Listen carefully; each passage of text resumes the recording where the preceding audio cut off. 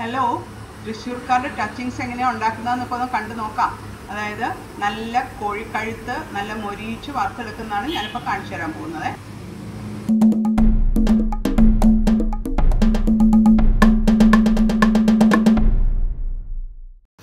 ഇതാണ് ഞാൻ എടുക്കുന്ന കഴുത്ത്. ഇത് തൃശ്ശൂരുകാരുടെ ഒരു ടച്ചിങ്സ് എന്ന് പറഞ്ഞ ഒരു സാധനം ഉണ്ടാക്കാനാണ്. പക്ഷെ നമ്മളിത് കുറച്ച് വലിയ കഴുത്താണ്. ഇതിന് നമ്മൾ ചെറിയ ചെറിയ പീസായിട്ട് മുറിച്ചെടുക്കണം. എന്നാലേ അത് നമ്മൾ വറക്കുമ്പോൾ നല്ല മൊരിഞ്ഞ് വരുള്ളൂ. ഇങ്ങനെ ചെറുതായിട്ട് മുറിക്കണം. അപ്പോഴാണ് അത് മൊരിഞ്ഞ് വരുമ്പോൾ നമുക്ക് എല്ലൊക്കെ കടിച്ച് കഴിക്കാൻ പറ്റുള്ളൂ. ഇതൊരു സ്പെഷ്യൽ ഡിഷാണ്. നിങ്ങളൊന്ന് ഉണ്ടാക്കി നോക്കണം. എല്ലാവർക്കും ഇഷ്ടമാകും. നല്ല ചായയുടെ കൂടെയൊക്കെ നല്ല പറ്റിയൊരു ഡിഷാണിത്.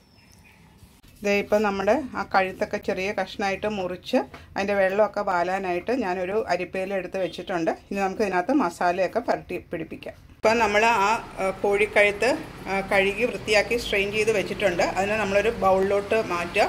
അതിനകത്ത് കുറച്ച് നമുക്ക് ഇൻഗ്രീഡിയൻസ് ആഡ് ചെയ്യണം. അതായത് മഞ്ഞൾപ്പൊടി, മുളക് പൊടി, ഇഞ്ചി വെളുത്തുള്ളി പേസ്റ്റ്, ഉപ്പ്, അതൊക്കെ ഓരോരുത്തരുടെ എരിവിനനുസരിച്ച്. എരിവ് കൂടുതൽ വേണ്ടവർക്ക് നമുക്ക് കൂടുതൽ എരിവ് ആഡ് ചെയ്യാം.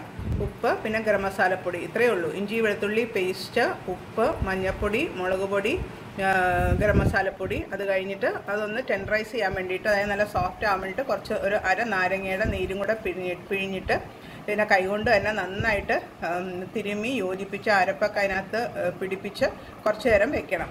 ഏകദേശം കൂടുതൽ വെക്കും തോറും നല്ലതാണ്. അതിനകത്ത് അരപ്പൊക്കെ പിടിച്ചോളും. അത് കഴിഞ്ഞിട്ട് വേണം നമുക്കതിനെ ഫ്രൈ ചെയ്ത് എടുക്കാനായിട്ട്. അപ്പോൾ ഞാൻ നന്നായിട്ട് ഇതിനെ പുരട്ടി നമുക്ക് കുറച്ച് നേരം ഇങ്ങനെ തന്നെ തട്ടിപ്പൊത്തി വെക്കാം.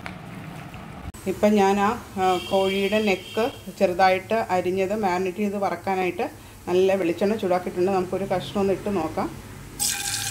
നന്നായിട്ട് ചൂടായിട്ടുണ്ട് എണ്ണ. അപ്പോൾ നമ്മളിങ്ങനെ ഇട്ട് കൊടുക്കാം. ഇട്ട് കൊടുത്തിട്ട് നല്ലതായിട്ട് മൊരിയിച്ചെടുക്കണം. ഒരു നല്ല തീയിൽ ആദ്യം ഇട്ടിട്ട് ഒന്ന് മീഡിയം തീയിലാക്കിയിട്ട് നമുക്കതിനെ മൊരിയിച്ച് ഫ്രൈ ചെയ്ത് എടുക്കാം. ഇപ്പൊക്കെ നന്നായിട്ട് മൊരിഞ്ഞ് നല്ല ബ്രൗൺ കളറിൽ നല്ല ക്രിസ്പായിട്ടുണ്ട്. ആ എല്ല് വരെ പൊടിഞ്ഞ് പോകുന്ന വിധത്തിൽ നല്ല ഫ്രൈ ആയി വന്നിട്ടുണ്ട്. ഇതാണ് പരുവം. ഇതിനകത്തോട്ട് ഞാൻ 2-3 ഇൻഗ്രീഡിയൻസ് ജസ്റ്റ് ഒരു ഗാർണിഷിന് വേണ്ടിയിട്ട് കുറച്ച് വറ്റൽമുളക്, കറിവേപ്പില, നല്ല വെളുത്തുള്ളി മുഴുവനായിട്ട് തൊലിയോടുകൂടി ഇട്ടത്. എനിക്കതെല്ലാം കൂടെ ഒന്ന് വാങ്ങിയെടുക്കാം. ഇതൊന്ന് ചൂടായാൽ മതി. ഈ അടുപ്പങ്ങ് ഓഫ് ചെയ്യാം. ഓഫ് ചെയ്ത് നമുക്ക് എണ്ണയിൽ നിന്ന് ഇത് വാങ്ങി ഞാൻ പ്ലേറ്റ് ചെയ്യുന്നതും കൂടെ കാണിച്ചു തരാം. ഉണ്ടോ, നല്ല ചിക്കൻ നെക്ക് വറുത്ത് എടുത്തത് റെഡി ആയിട്ടുണ്ട്.